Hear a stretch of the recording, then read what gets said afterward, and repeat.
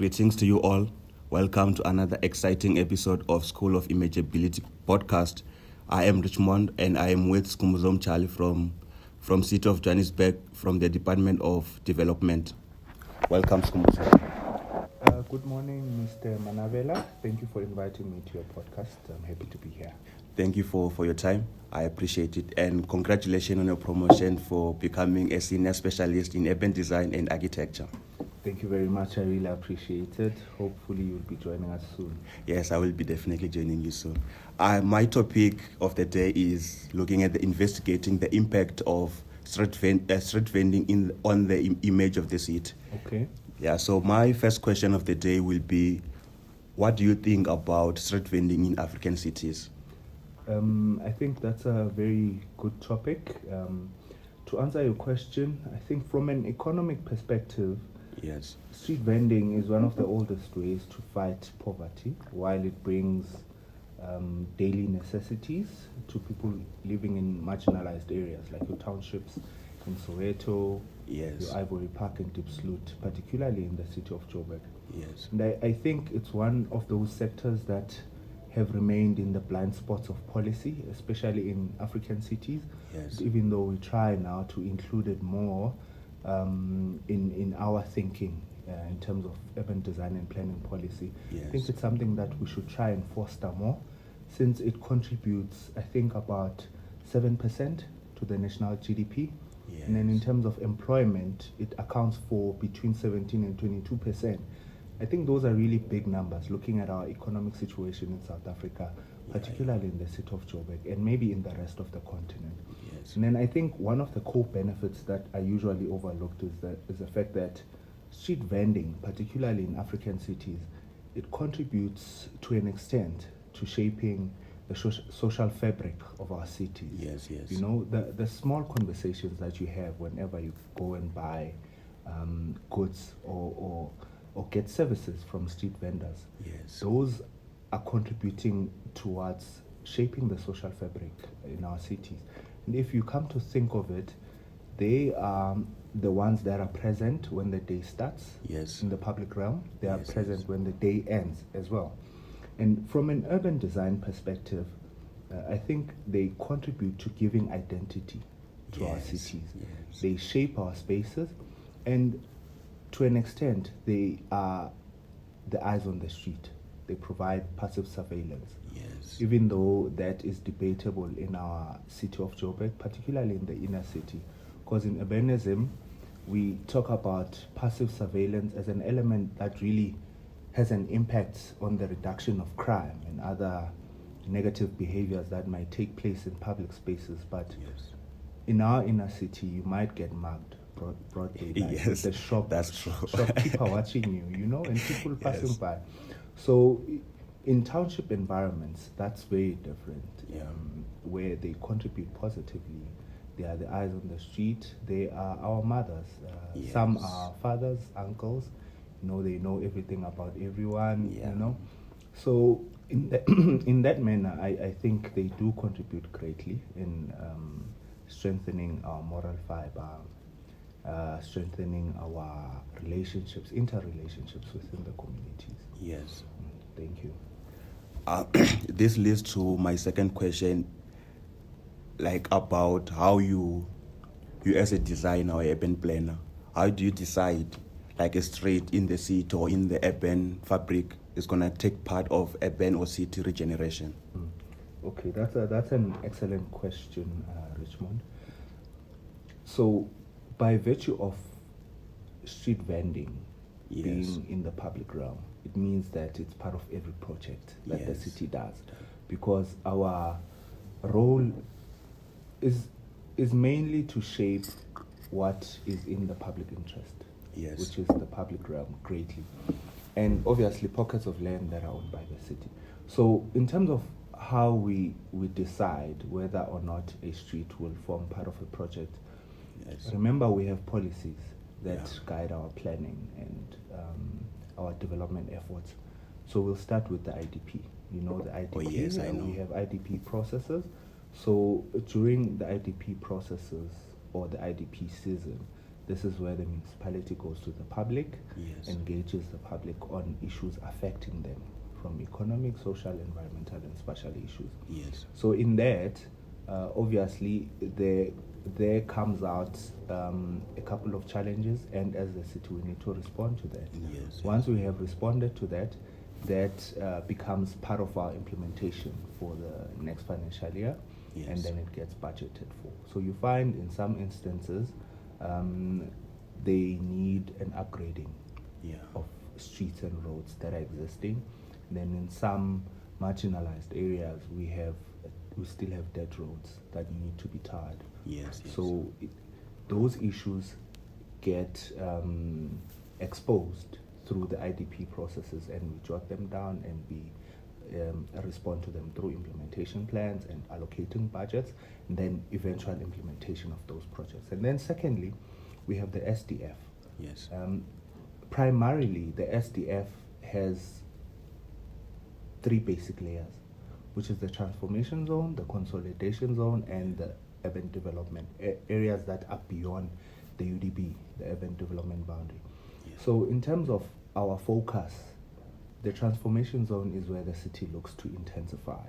We have Yeah. the highest levels of diversity in terms of the mix of land uses. And then you also have investment focus. In the transformation zone, that's where the city focuses most of its infrastructure projects, like your Yes. BRTs. So that's where you have your Reporter, Empire Path, and Yeah. Yeah. Tefontaine corridors. That's where you also have the OR Tambo, Randburg, and Sandton development corridor. Corridor, yeah. So this is where the city really wants to focus. So street vending is obviously part of the public realm, and by virtue of that, when we look at development in these spaces, they are included in that. And then we have the consolidation zone, where the city is basically looking to address existing backlogs. Yes. So in that as well, that's where the city looks to channel most of the investment, both private and public. So some of the projects might emanate from that. So it's the IDP, the SDF, and then we also have the urban development framework, Yes. which sort of like takes the same process, the same planning process in terms of analyzing an area, coming up with a concept, urban Yes. development framework, implementation plan, and then budgets attached to that, and then the eventual implementation stage. So in that as well, but the urban development framework is more localized. It Yeah. looks at specific areas. For instance, we have an urban development framework, which is a turnkey program for the Greater Ivory Park. Yeah. Yeah. We have another running UDF in the Greater Orange Farm, and there's another one for Kliptown. Yes. So once we start doing that, obviously projects at the end come up with precinct plans. From precinct plans, we come up with catalytic projects. Yes. So deciding whether or not a street needs urban renewal comes from the UDF as well, from that process of Yes. analyzing an area, coming up with a concept plan, a development vision, Yes. and then ultimately an implementation plan or an implementation project or a catalytic project. And then in that, obviously, we have time frames, Yeah. short, medium, and long term. Term called. Yeah, so it's decided in that, and then obviously how and when we implement is dependent on the availability of funds. So yeah, to answer your question about deciding whether or not a street forms part of a city regeneration project depends on those factors and those processes: the IDP, SDF, the UDF, F. and also sometimes mayoral priorities. Oh, Yeah, like what was done in 2020, 2021, I think. The mayor at that time, Jolidi, Yes. he allocated funds for the deprived areas or marginalized areas in Yes, the yes. outskirts. Again, your Deep Sloot, Ivory Park, Soweto, and Orange Farm. Yes. And then from that, there were infrastructure projects, most of which were urban renewal, Yes. urban regeneration, as well as the tarring of gravel roads and creating complete streets, particularly in marginalized areas. That's a very winding and long response. Yeah, it but was. Yeah, those are city processes. Yeah, it was worth it. Yeah, those are city processes. So that's how we decide if a street will form part of an urban or city regeneration project. Yeah, thank you so much. Thank you so much for your response. That was very insightful. Yeah, since you have been working in this kind of project, what would you say, as an urban designer, is your contribution towards maintaining the street image? Firstly, I don't think we have a street image that should be maintained, particularly in our city. Yes. So if you look at the existing streets, or maybe the most famous high streets that have some kind of imageability, when we look at De La Rey in Fitas, yes, Vilakazi in Soweto, when we look at 7th in Melville, or Grant in Norwood, or even the intersection of Kruger and Main in Maboneng. Yes, they have some kind of imageability, but I don't think it's something that we should be working towards maintaining. We should look to improve it, because we don't have a fully functional imageability. So for me, imageability without the function aspect is purely aesthetics. Yes. And urban design is not about aesthetics only. Yeah. We look at form and function. So for me, it's about us urban designers and planners striving to create functional spaces. Yes. So in us creating functional spaces, and then we create imageability. How we do that should be through stimulus response thinking. So basically optimizing positive aspects of the public realm, so that we create the image that we consider lively, vibrant, and fitting for the different purposes of the public realm. Yes, thank you so much. Thank you so much. You're welcome. Yeah, so in my understanding, I thought we have to maintain, but then now since I've spoken about improving it, I have a better understanding of how planners in workplace do things. And I think you have somehow already answered the following question about maintaining, since it was sort of the similar or same questions. Exactly. Yeah, so gonna jump on the following question about how can presence of street vending impact street imageability in a positive way? Okay, that's another good question. I think we need to try and move away from purpose-built facilities to create facilities that have good design elements without taking too much of the hybrid zone. The hybrid zone, this is now the space between the road space and the boundary of the private property. So we need to ensure that those structures contribute positively to the urban realm, particularly within that hybrid zone. And I think that can only be achieved through stimulus response thinking. Yes. So also remember that street vending is not the only element that defines imageability. It's one of many other elements. Yes. So looking only at street vending as an element that impacts street imageability is giving it undue pressure. We need to look at street vending in relation to other elements. But when focusing only on street vending, we need to carefully consider their location and the way they are designed in terms of the structure itself, how it contributes positively to the spaces that it occupies. And then lastly, unlike our current form in the inner city, making sure that it doesn't take too much space within the sidewalk, so that there's ample space for the pedestrian as well. So what we have been doing in the last couple of years is really cosmetic work. It's not really radical in a sense that it takes up a lane or two, so that there's more space within the sidewalk. According to me, there needs to be more radical approaches to say we are trimming the public realm for cars now. Yes. We are having a reduced number of lanes so that we can have a wider public realm for NMT and pedestrians, basically.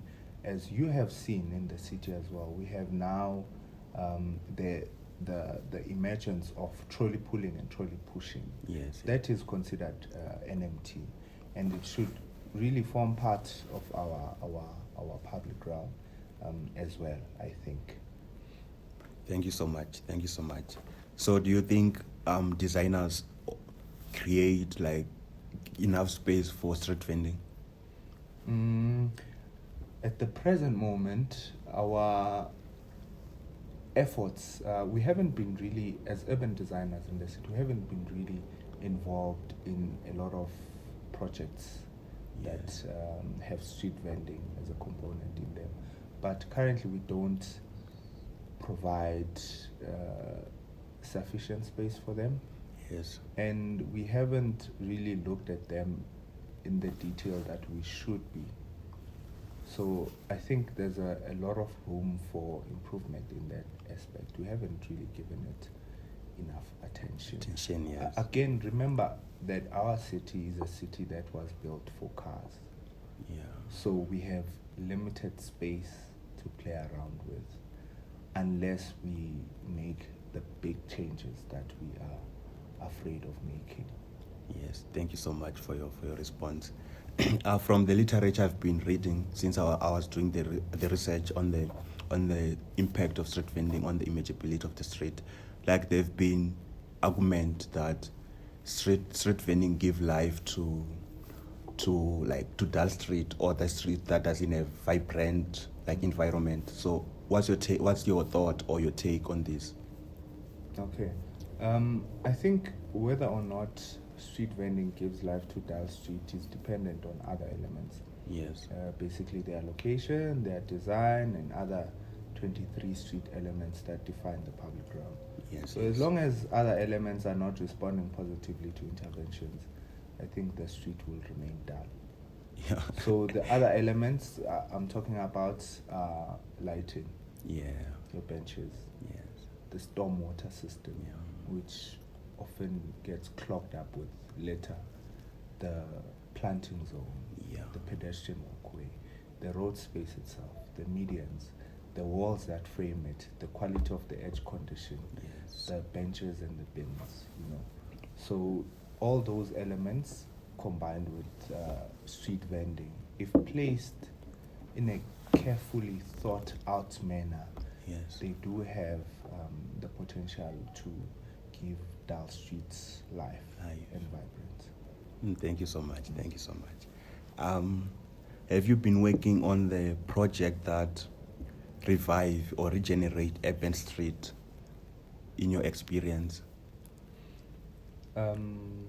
Yeah, I've worked on a couple, but like I said, it's not really focused on the street itself. It's Yes. a project, and then the public realm is part of the street, and then vending is part of the public it, yes. realm. So it's not really focused on it. I think what's exciting about these projects, obviously we have limited budgets, Yes. but it allows you to exercise your creative muscle, to test out different ideas, and you do that against other competing demands. Yes. I think if done well, it also has the potential to impact the property values and the urban management aspect positively. Yeah, you mentioned about some of the components I think you like about working on this kind of project. Mm-hmm. It's like to add on it, what would you say you like most about working in this kind of projects? Okay, so because I have some background in NGOs, I've worked in an NGO before. Yes. So for me, it's the starting point, which is really engaging the men on the ground. Yeah. The conversations that take place, and how, as an urban designer, you take those spatial and oral narratives, Yeah. and you sort of like bring life to them Yes. through your technical knowledge of urban design and planning. So merging the two is such an amazing experience, for the fact that we don't undertake this with a top-down approach, Yeah, yeah. talking to the men on the ground, taking their ideas Yes. and turning that into something amazing, turning that into something really beautiful Yeah. and more functional that really serves them, Yes. not ideas that would serve us because we want to be seen as creative urban planners or creative urban designers, but really working in these spaces. So for me, it's less about the outcome and more about the process, how we get to the end goal. That's the exciting part. Obviously, yeah. there's the design, there's the implementation, Yeah. and then you see the outcomes, the outputs. But for me, it's really going through the process. The processes, yeah. Thank you so much. It sounds exciting to engage people on the ground. Yeah, it's really exciting work. In fact, I should share some of our work with you once completed. Yes. So that you can have an idea of please the do. kind of work that we do here. Yeah. Yeah. Yeah, since I'm someone who wish, like in future, to become like an urban designer, what advices will you give to such people who have that wish or aspiration? Okay.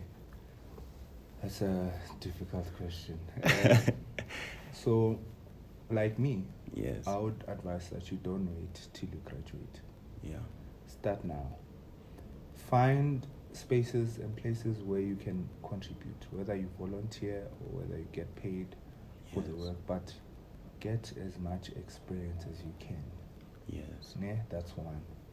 And then lastly, I think in medicine, so I'm talking to you now as a student. Yes. I think in medicine they say you don't study to pass the exam, but you study for the day that you are the only thing between your client Yes. or your patient and the grave. In law, they say you don't study to pass an exam. You are studying for the day when you will be the only thing standing between your client and prison. So your client's freedom and Yes. prison, and in extreme cases, execution. So in urban design, you are not designing for the sake of aesthetics. Yeah. You are designing for the day when your decisions will determine whether a city thrives Yeah. or it declines. So a declining city has more negative impacts than the latter two. I mean, a degenerating city comes with a lot of ills. Yeah. Crime, comes with hijacked buildings, Yes. comes with low levels of employment, poor social behaviors, Yeah. which could lead to death as well. So really take the information that you are getting from varsity Yes. very serious, Yeah, and know that it's gonna have bigger impacts in your future. Yeah, thank you so much. That was a good advice. I never thought of how like designers like what I see about designing is more of aesthetic than having the impact on people on the ground and the community. But now since you have given your insight, yeah, thank you so much. Yeah, there's actual impact on the ground. There's economic impact Yeah. to our decisions. There's social, there's environmental impacts Yes. in our decisions. If we don't carefully think out our decisions, they could lead to death. Yeah, Not definitely. the death of one person or one household, like an entire section. For instance, if you don't do your due diligence or you don't do your feasibilities, and for argument's sake, you choose to locate residential development on a wetland Yes. or a piece of land that is prone to flooding. So in the event that we have inclement weather, what happens to those households? What happens to people who live there? So some of the disasters we create by not doing our due diligence as planners and designers. And also, one mistake that we usually commit is to think that because we have policy and we have plans, that is the beginning and the end. You know, you still need your own personal convictions. You still need to back that up with your own knowledge. So this is the knowledge that you are getting now from varsity.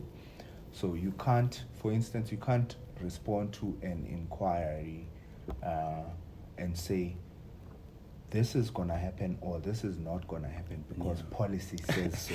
You know, you need to say policy says this, and if we don't follow this, this might be the repercussion. These might be the consequences if we don't do this. We need to also think about alternatives, because policy is really a guideline. So you need to apply yourself. So the phase that you are in now is very important for where you are going. That's interesting. Because like in past we've seen like planners building on wetlands. Like for an example, the project which was in like about to be implemented in Vereeniging side. I just forgot the specific name of the place. So I think we need to do our feasibility study like in a good way and coherent manner. And remember that there are courses that you guys do that deal with politics and power. This is where they interplay most. The one, the one we're doing the interview for, it's the one. Is it? Yes. So take that seriously, because once you are on this side, there's no time to go back to your notes and start interrogating some of the key concepts there and philosophies. But this is where power interplays the most. Especially because we have our political principles and we are administrative staff. So there are certain decisions that will be taken which will obviously be going against policy, will be going against everything that you were taught. So you need to know what to do in such situations. There are a couple of cases that I can divulge, but obviously not for the purpose of the interview, just so that you understand power dynamics on the side of the profession. Thank you so much for your response and your time for this interview. This was a wonderful and knowledgeable and insightful interview I've had. Thank you so much, Skhumbuzo. Thank you very much, Mr. Manavela. Looking forward to more conversations in future. Thank you so much. From your boy Richmond Manavela. Until we meet next time. Unfortunately, there won't be next time since this is the last episode. Thank you so much.